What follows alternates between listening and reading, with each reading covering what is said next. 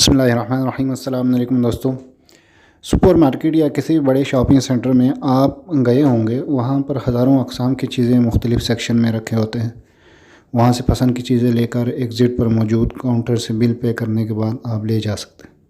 لیکن اگر کوئی شاپ لفٹر یا چور بل پے کیے بغیر لے جانے کی کوشش کرے تو کون سا سسٹم لگا ہوا ہے جس کے ذریعے ایسے افراد کو پکڑے جاتے ہیں؟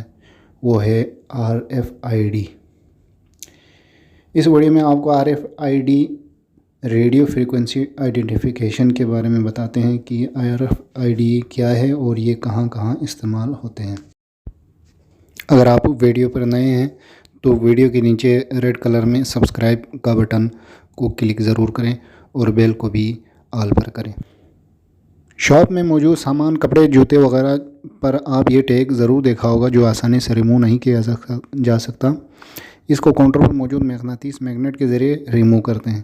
یہ ٹیگ دراصل RFID کا ہی ٹیگ ہوتا ہے جو ایگزٹ دروازے پر موجود ٹرانسمیٹر ڈیوائس، جو کہ گلاس یا کسی بھی مٹیریل کا ہو سکتا ہے، جو کہ اوپن یا کسی بھی چیز سے ڈھک کر رکھے ہوتے ہیں، اس کے قریب پہنچتے ہی الارم کرنا شروع کر دیتے ہیں۔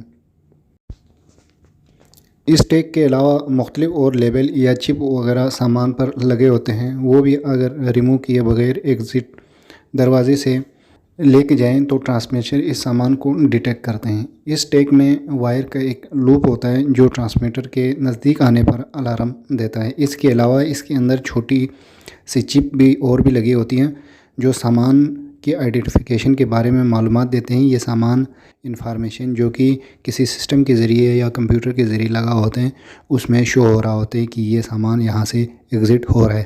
شاید ساؤنڈ یا الارم کے ذریعے، کمپیوٹر میں نام کے ذریعے ہو سکتا ہے۔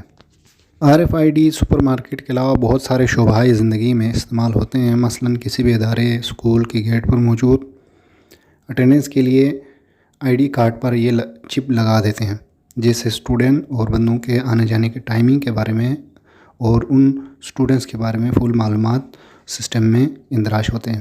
اس کے علاوہ car parking, livestock, animal وغیرہ، vehicle tracking, health care centre, ہاسپٹلوں میں پیشنٹ میں، سپورٹس کے میدانوں میں سپورٹس مین کے بارے میں اس ٹیکنالوجی کو استعمال کرتے ہیں۔